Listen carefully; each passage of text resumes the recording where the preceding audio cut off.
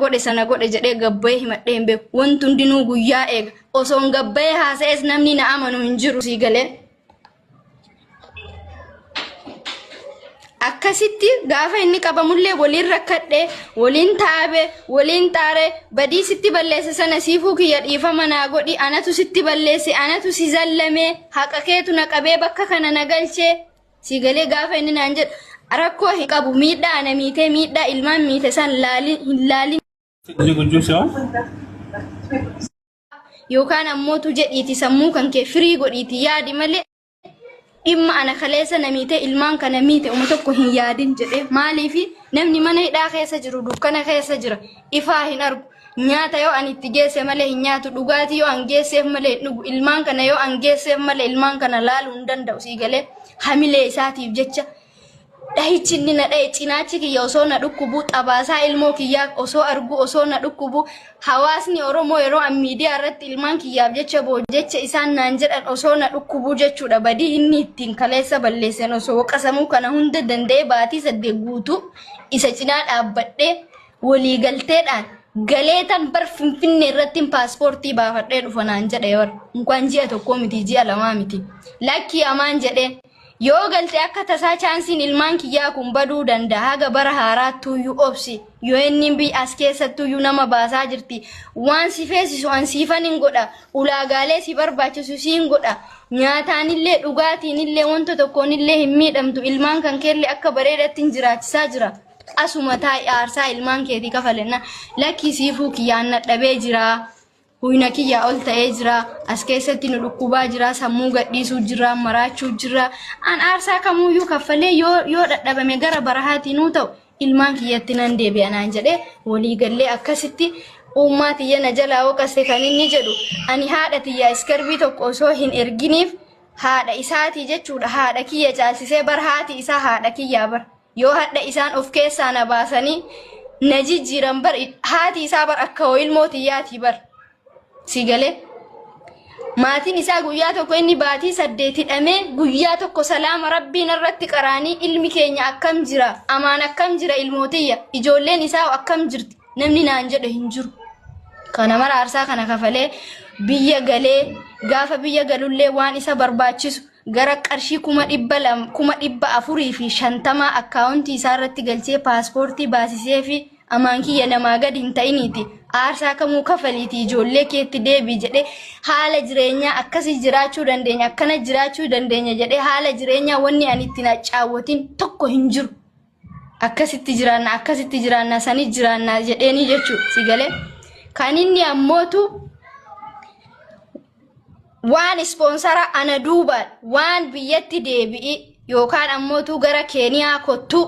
guyyaa tokko gara Keeniyaa kottu naan jedhee yookaan ammoo gara Keeniyaatti deebii wanni inni naan si jammar warri ispoonsara Keeniyaatti deebii naan hin jenne inni dudduubba kiyyaan osoo maallaqa erguu fi osoo inni biyya kana dhufa jedhee eegu dudduubba kiyya warra ispoonsaraatiin maallaqa sani gahee kiyya naa deebisaa an biyya sana dhufuu hin barbaadu jedhee warra ispoonsaraatti kazzaan isaan bilbilanii na gaafatan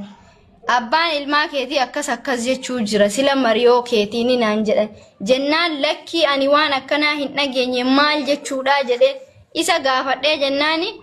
ani hin barbaadu kwa hiree kan kee kophaa kan kee uffachuu dandeessa an ganzaba kiyyan hin deeffadhaa naan jedhennaan ati bar ganzaba kana keessa atillee gahee hin qabdu anillee gahee hin qabu maallaqni kun ka ummata Oromooti ummanni Oromoo anaaf ilmaan kiyya siif buuse malee akka yookaan aniifatti ittiin nyaannee dhugnuu fi miti ka hawaasni Oromoo waliin nu guur saniifuu yoo ati hin barbaanne of haala aniif ilmaan kiyya biyya kana keessa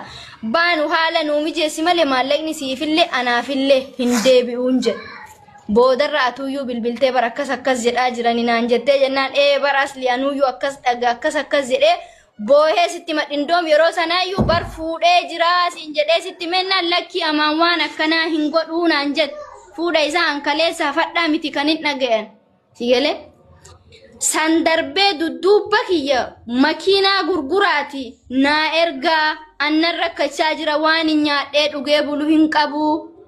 jedhee na dudduubba sanuyyuu makiinaa gadaa resturaantiin qarshii 600 Itoophiyaa naa galche osoo ilmaan kiyya aannan tokko hin bitin sababaa inni baajata makiinaa kana gaafa makiinaan kun guyyaa bitamtuuti makiinaa kana girishii tokko irraa hin kaffalleef jechuudha. Yeroo inni biyya galu makiinaa poolisiin qabee maallaqa sana akkaawuntii kee irratti hin galchee aslii makiinaa sana baase. Makiinaa sana gaafa isiin mana hidhaa keessa jirtu oma tokko hin dubbanne gaafa makiinaan kun mana hidhaa keessaa baatu gurguraatii naa ergaa jedhe.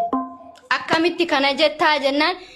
siifu birrii sponsoraallee deeffannee makiinaa kanallee gurgurannee aniifati maallaqa kana walqixa qooddachuu qabna. Atis jireenya kee jiraachuu qabda. Anis jireenya kan koo jiraachuun qaba. Aniifati yoo anachitti deebi'ellee aniifati walii galuu hin dandeenyu. Nama baay'ee wal miidhe akkasuma ammootu maatiin kiyyallee sin fedhanu sababaa keetii maatii kiyyaanuu gargar baheen ture. Obboleessi kiyyaayyuu bulooksi godhee jira. Maatii kiyyaanuu isiitti naasa'ina anaan wal barattan yoo an isiidhaan wal isin haasoysiisan yoo an waliin isin haasoytan jedhee. Haadha kiyyaanis obboleeyyan kiyyaanis sababaa keetiin wallolee wal dhabee shaashamannee deemee naan jennaan shaashamannee sana kijiba jedhu saayimni isaatuyyuu ni jira. Anatu haga biyya kana dhuftutti haga haala mijeeffattutti haati keef abbaan kee yoo maaluyyuu siin jedhan waan fedhan siinaa jedhanu hitti deebii jedhee anatu shaashamannee irraa gara maatii isaatti sigale. Gaafa hiriyaan isaa ishaaraan naqabe ka jedhu hiriyaan isaa ka isaa wajjiniin gale maaliif dhufe ishaaraa sana dhufe maallaqaan balleeffachuu ni danda'a yoo gara xiyyaaraatiin hin danda'amne gara barahaatiin dhufe aarsaa kamuu kaffalee ilmoo isaatiif jecha ishaaraa sana maallaqaan balleeffachuu ni danda'a yoo ishaaraa sana maallaqaanuu balleeffachuu hin dandeenye dhuftee ati iimeelii ijoolleetii fi paaspoortii ijoollee kana nuu sirreessitee akka aniif ijoolleen kun biyya kana keessaa baanu nuu gootee gara Itoophiyaatti deebi'uu ni dandeessaan jedhe. Ka inni ammoo Itoophiyaa kottu naan jedhe waan Itoophiyaallee naan hin haasofne si galee Itoophiyaa gallee jireenya akkas jiraannoonni naan jedhan jiru. Ka inni immoo mana jedhu mana ijaarratee qaba. Ka jaartii akka fuudhee amane mana akkamitti namanne namni mana hin qabne jaartii akkamitti fuudhe si galee. Ani walumaa galattuu si jammar dubartii akka keetiitti wajjin jiraachuu hin barbaadu. Dubartii akka keetii sibiilli garaa isii keessa jiru ammaalin itti godha durba ana fakkaatu jedhee. Jaartii ima kennanii fi si fuutiyyaatila. Jaartii rakkataa biyyatti. Gabaabsi si huyye dhiifama afaan itti qabe. Amaan